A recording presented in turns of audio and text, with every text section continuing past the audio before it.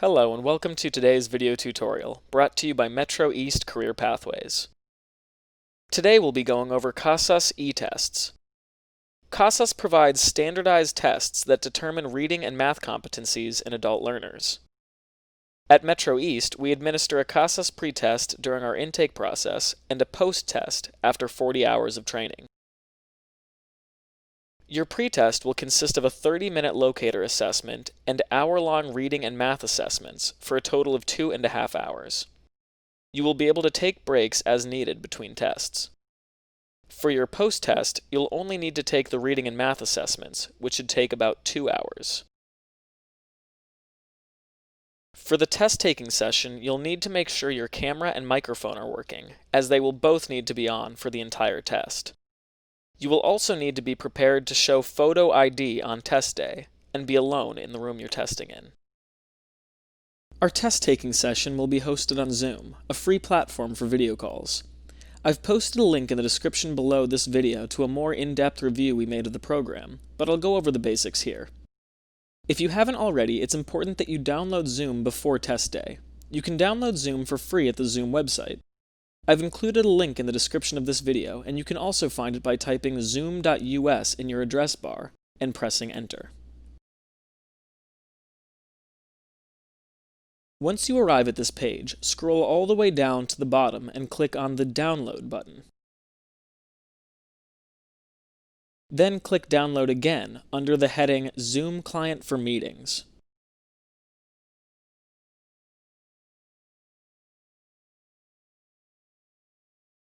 Once it's downloaded, I'll click on the file here in order to begin the installation process.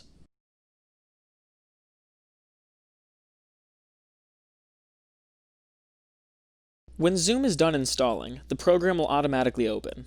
At this point, you'll need to log in with a pre-existing account or make a new one.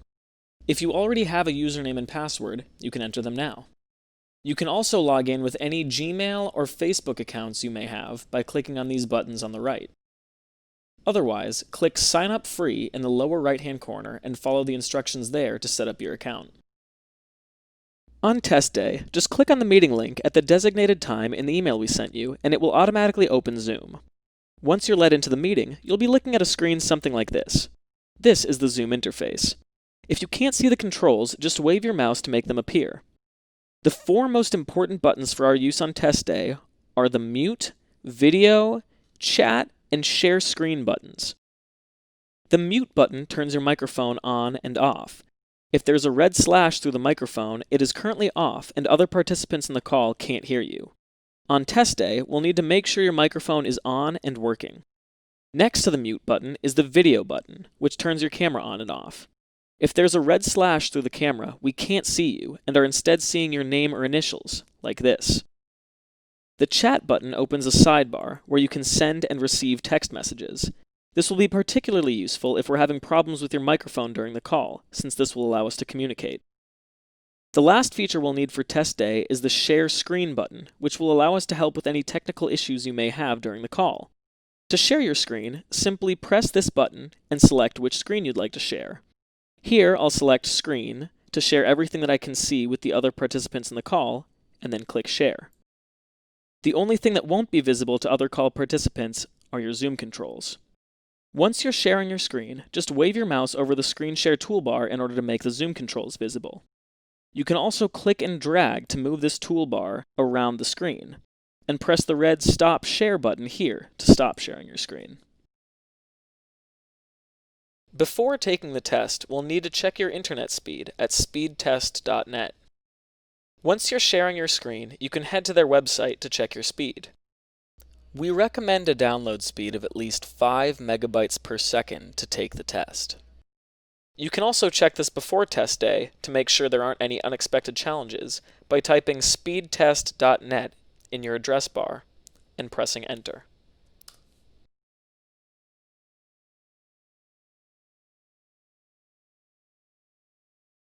In order to take the test, you'll need to take control of the proctor's screen.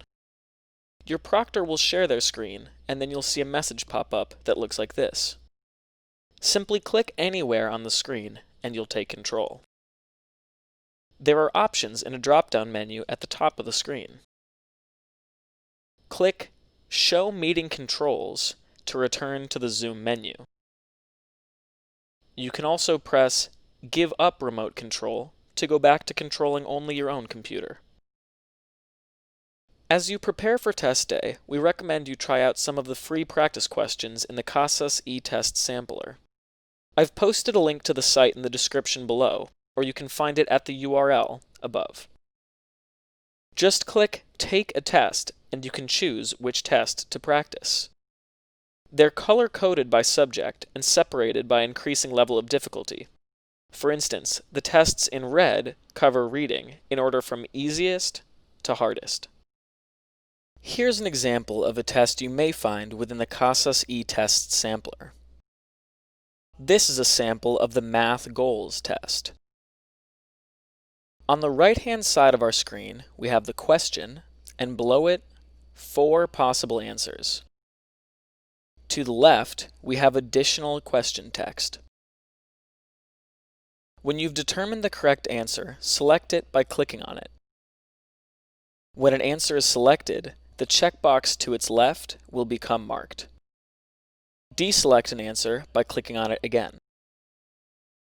When you're happy with the answer you have selected, you can click on the blue arrow in the upper right-hand corner to continue on to the next question. Math tests also provide access to a calculator application. You can open the calculator by clicking on the calculator icon in the upper right-hand corner. This calculator application should work similarly to the calculator app within your computer. You can close the calculator by clicking on the X in its upper right-hand corner.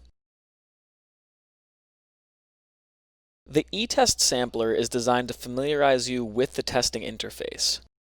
However, it doesn't provide a graded score report at the end of your sample telling you which answers were correct and incorrect. As a result, it may not be the best resource for learning the material covered on the Casas test. Fortunately, you can use these tests as many times as you like to help you prepare for the exam. If you're ever having trouble seeing the text for your exam, you can use the plus and minus buttons at the bottom of your screen to change the text size. If the text has become too big for the entire panel to be visible, a scroll bar will appear.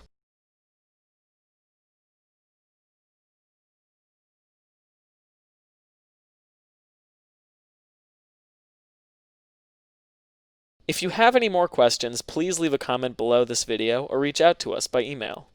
Thanks and good luck with your test.